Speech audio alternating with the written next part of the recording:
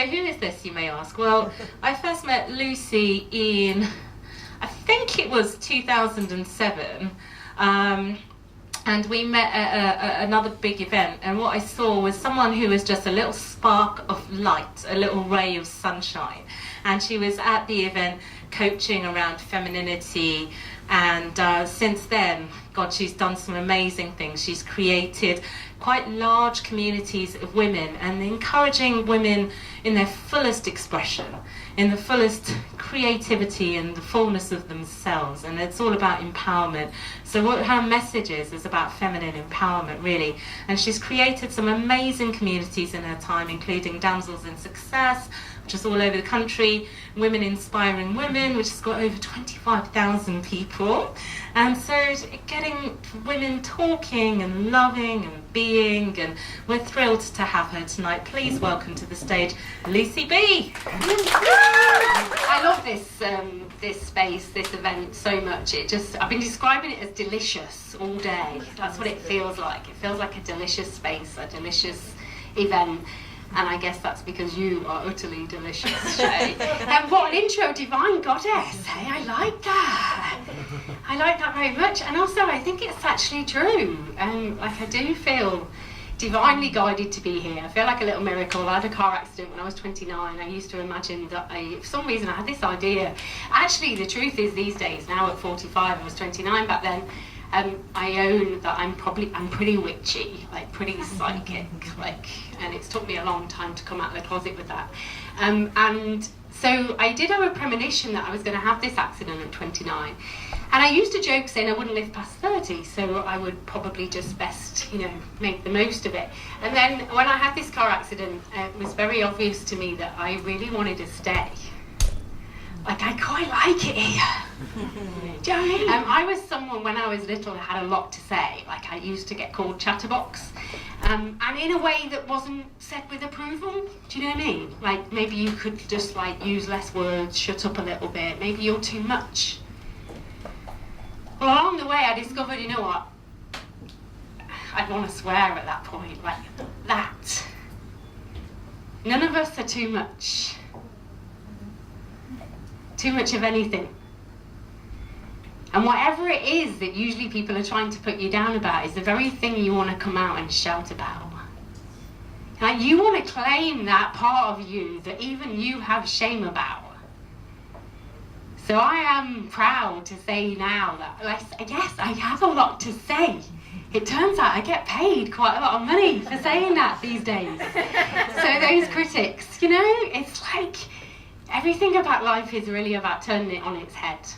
I believe life is a playground, and how we view life is what we I don't know about you, but I invite you to think about what your metaphor is for life. How do you see it? Are you just trying to get through it? Are you trying to keep safe? Or are you here for the freaking ride of your life? Because I am here for the ride of my life. Can I get a whoop and a cheer for that? And who else is here? Claim it right now. What game do you want to play in the time that you have? I want to play my biggest and best game in the time that I have. And I want to invite you to do the same. Because I know about you, I don't want to do it by myself. I want some playmates. Are you my playmates? Yay. Yeah. Thanks, Shay. I learned when I had this, what was very profound spiritual moment where I realised that not only did I want to stay, but the truth was there was some kind of sense that I was here for a very important reason. I think we all are. And for the first time, I connected with that part of me that is greater than myself. And then I played my part. I said, if you give me a second chance, I had my kind of conversation with God, if you like. You can call that whatever you like. It wasn't a religious thing. It was a profound spiritual moment where I said, if you give me a second chance, I didn't even mind. I actually broke my neck and I thought I was going to be paralyzed. And I was like, even if I'm paralyzed, I actually made this deal. I don't care if I'm paralyzed, but as long as I can use my wisdom, I am here to impart some wisdom in some way. And And it took me a long time, many twists and turns. Anybody that's ever heard a story of like, oh yeah, I went from here, and then I arrived here, and it all just magically landed. Like, that isn't how it worked for me. It was like a freaking twist and turn, and a lot of mess, and a lot of ups and downs, and you know, that's kind of what the playground is for me. It feels like it's like a bit of a roller coaster. And one of the things I do now is absolutely prioritise myself. I prioritise my self-care, I prioritise my pleasure. I know that I am the only one responsible for my happiness. I know that life is not happening to me, it is happening for me. When we shine it, people feel it. Doesn't matter what I say, you'll get the transmission. You'll get like, I don't even know what she said, she made no sense to me. But you'll feel like there's something about us when we are in our essence that people feel. And when we allow people to feel that, we connect. We connect and we both get to express. Does that make sense? That feeling you have conversation, it's not just like, oh, my ego is like, oh, I'm going to have a part of you, and the rest of you are going to be like, huh? Like, when you connect truly in both of you in your essence, it's like there's something magical can happen. That's what creation is. That's what making love is all about. We're all making love with each other. We're exchanging an energy, and if we connect on something, we can then create form out of that, like Shay talked about. And while we're on that subject, I am available for a boyfriend and clients and connections and opportunities, but I have no idea what I would do with your cake equipment. So just to clear that, why can't we just all love each other? I just can't understand it. It's like, I don't get it. It's like I knew the answer, but I had to go and learn all this, how it's not done. Does that make sense? What's not love? Have a lot of fear, have a heap of need for approval, be addicted to achievement and proving myself and constantly searching and looking for something. Anybody relate to that? I'm on my own with this. And it's layers, right? If anybody tells you like they just pop across here and it's all done, it's not my experience. I feel like we just have layers of discovering who we are in this time that we get to do it. And what I found was that I collected a lot of diamonds in the down. So I had this car accident, I then had a little girl, my firstborn was born with a life-threatening condition. She was in intensive care for a while, and I found out this at the 20-week scan, so it was like, you know, suddenly I went from like, oh, the only thing that you need to do during your pregnancy is paint like an amazing like bedroom for the kid to come home in, and I was like, suddenly like, will she come home?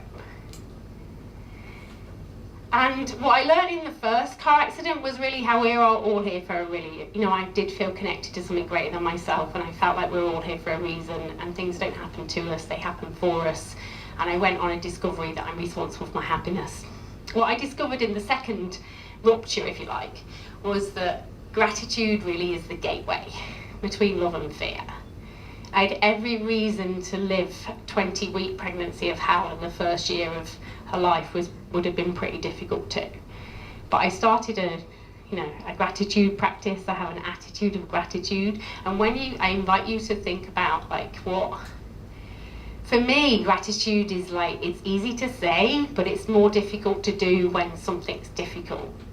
When you can actually face your worst fear and be completely grateful for it. There's freedom in that, right? Like absolute freedom in, like I said, this isn't happening to me, it's happening for me.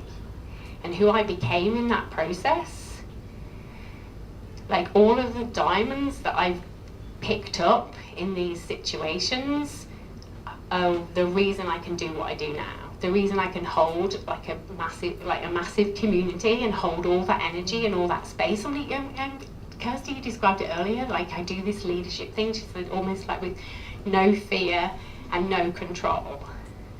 I have no control over anything outside of myself, so I just refuse to spend any energy on those things. And then my husband left me 3 years ago, and I've gone like deeply into like a dark place, and I cannot tell you how hard that's been, but how grateful I am that all the diamonds are in that place.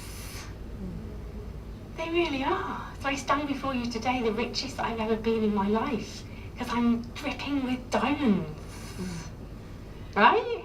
Play the biggest game you can play. Know that nothing's happening to you but for you.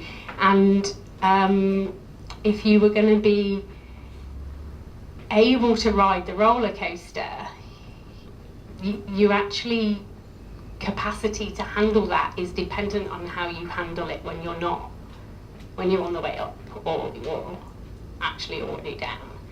So yeah, for me, like, life is, I was going to say short. It's not as short as I originally predicted. So I'm pretty happy about that. You're still here, right? Yeah. Good. So I've thoroughly enjoyed being here. The easiest way is just on social media. I'm a Facebook whore.